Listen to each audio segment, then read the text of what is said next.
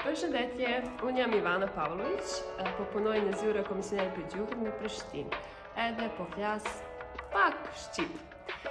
Pre 4 godine me neko pitao bilo šta na albanskom, ne bi ni znala da je to albanski jezik, a danas barem mogu sebe da predstavim na ovom jeziku.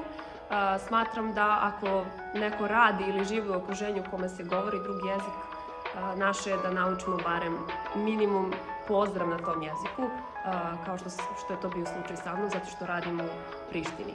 Ono što može vama da pomogne sa albanskim jezikom, ukoliko pričate srpski, jeste da naučite, to je da nađete reči koje su zajedničke našim jezicima, kao što je hajde, taman posla, to je taman pun, ili možda džabe, kafa, kofe ili slično.